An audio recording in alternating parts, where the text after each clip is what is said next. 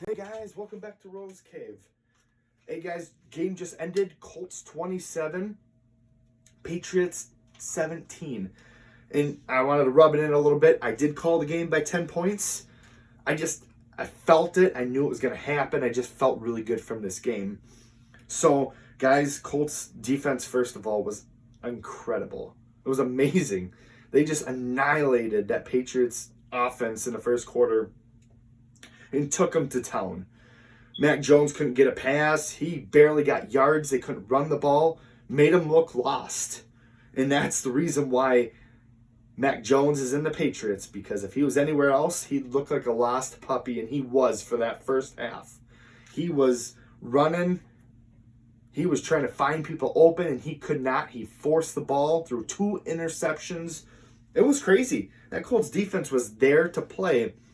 But I will say that Colts defense, second half, they came out, they gave up a lot of points. They didn't look nearly as motivated as they should have been, but they picked it up at the end of the game when it really mattered the most. And they played very physical and played really good zone and played really good man at times. I mean, it was just amazing at the end. So, if you guys didn't see, Mac Jones incomplete pass, fourth down, that gave the possession back to the Colts with about a minute to go. And from there, the Colts busted it away and just ran it out until they needed to. But that first half, you saw Carson Wentz, wasn't bad. He probably wasn't, he could have been a lot better, but it wasn't his day. It wasn't supposed to be his day. It was Frank Reich saying, "Hey, go Jonathan Taylor. I want you to run through Bill Belichick's teeth. Like, run right in and then get you some. Just run away from it." And he did that.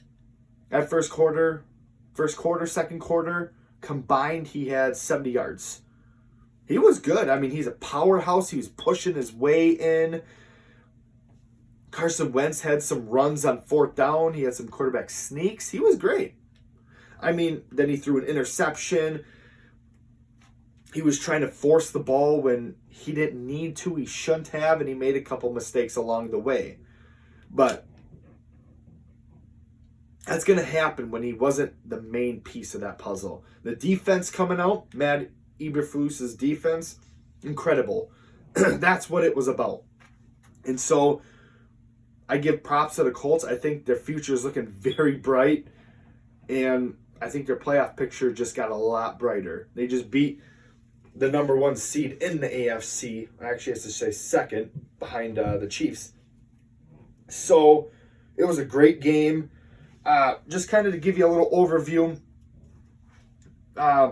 We all saw the play at the end of the second half. Michael Pittman Jr. with Kyle Duggar.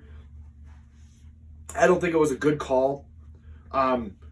Michael Pittman was frustrated. He had his helmet knocked off of him. He was throwing on the ground. We're all big boys here. We don't need to be taking masks off, getting people hurt. And that's what he did. He got his helmet off, knocked it off of him, took it off, and then, tackled him, was just really rough with him. You can't play that way. And for Bill Belichick's defense, that's not the way that they play. They never have. So that was a crazy call, crazy whole situation for like 30 seconds that it was going on back and forth. Carson Wentz, just to touch up on it, I know he did have an interception, but he did throw some bad passes, leading me to my next, quote here. J.C. Jackson was great. He almost had a couple of interceptions. He was right where he needed to be when Carson Wentz was throwing. He threw him off. He threw Carson Wentz off. Simple as that. And their defense played pretty good. Dante Hightower got in. They got a sack. They got some pressure. But that Colts offensive line did hold up. They held up great. They got good holes. If you guys didn't see, that right guard center, they split, or that left guard and center, they split off. And when they did that, on that Colts offense, he had Jonathan Taylor. There was 2 defenders, Dante Hightower, and I believe it was Matthew Judon, I think, over there. And so when he saw these two guys, he went from here to bam over here. And that was a 67-yard run to pretty much close out the game with about 2 minutes left. Or no, I'm sorry. It was about 4 minutes left of that fourth quarter. When it mattered most, Jonathan Taylor got the job done. And when it mattered most, the Patriots defense struggled. They gave it up. They just couldn't handle that Colts offense. Especially, not really Colts offense, that offensive line and Jonathan Taylor. They couldn't handle them. And so I think it was a really hard and weak loss by the Patriots. I just think it's hard to move on in those losses. It really is. And the Colts have had them. But the Patriots need to get it together if they want to keep their hopes alive for trying to get a first-round bye. So both teams playing for something. The Colts, I believe, played more physical. They played more they were so into it. In the first half, there was a blocked punt. EJ Speed picks it up in the end zone, touchdown. That's it. It was incredible. And I gotta give the Colts special coordinator. I gotta give him his dues there. He did phenomenal. He brought him out. He got him to play hard, and they got out there. And that's also credit to Frank Reich. He brought that whole situation together. He knew what he needed to do.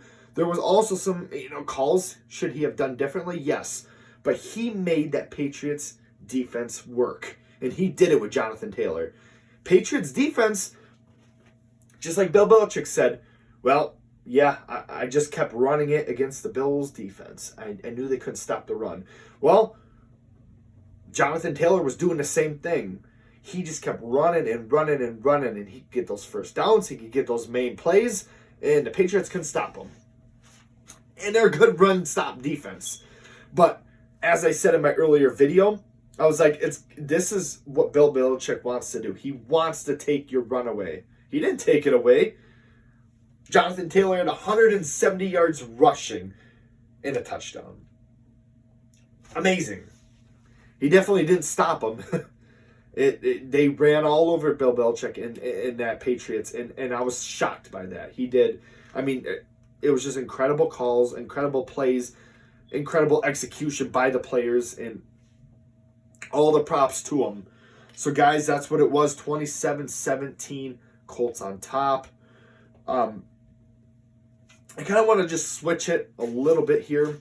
I wanted to say something about an opinion that I had. In the NBA, you got Kyrie Irving. We all know he's not vaccinated. He's now a part-time player in the NBA.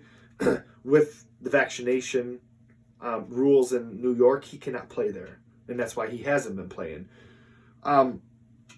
So now they got him on a part-time, they're running out of guys, but they're bringing him in part-time to go on road games. So as a fan, as a person that I see, as watching him, he's always been lazy with wearing masks. He's always been disregarding them. He has never cared about them.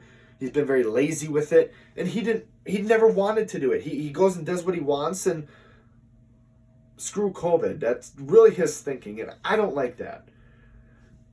When you're a big boy in the NBA, get your vaccination status and earn your hundreds of millions of dollars.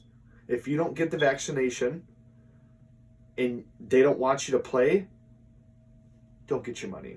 Easy as that. 90% of the NBA is vaccinated. Get vaccinated, get your money. People want to pay to see you. People want to see you win, and you can't do it without everyone there. Just get vaccinated, okay? Get vaccinated if you want to play and you want to earn millions of dollars. That's how I feel about it. We want to see a product on the field. People pay to see you. You don't want to get vaccinated, you don't play. And that's all I have to say about that. So, guys, that's all I have today. Like I said, Colts on top, 27-17, 10-point win. Guys, please subscribe, comment. Let me know how things are going. I want to hear more of your guys' opinions. Just let me know how you guys feel about it. so I can keep giving you guys the best information out there. We all read articles. It's one thing to read articles, and it's one thing for someone to say, let me put it in the best way possible. Let me just come straight forward and just tell you. That's it. That's the best way to get the news. And so, guys, before I leave here real quick, I did get some news. Bashaud Breeland, cornerback, Vikings, got waived.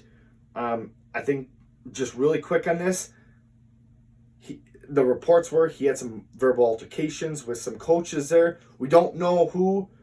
I'm going to take a guess. Mike Zimmer. We all know how frustrated they are. They gave the Lions their first win. They blew the game because Mike Zimmer decided to let everybody just go out and have coffee in the coffee shop. No one's sitting there playing football, huh? Yeah, you should have been fired after that game. You're lucky you haven't. Mike Zimmer should have been gone. I mean, he's supposed to be a defensive mind, and he hasn't lived up to that point, I believe.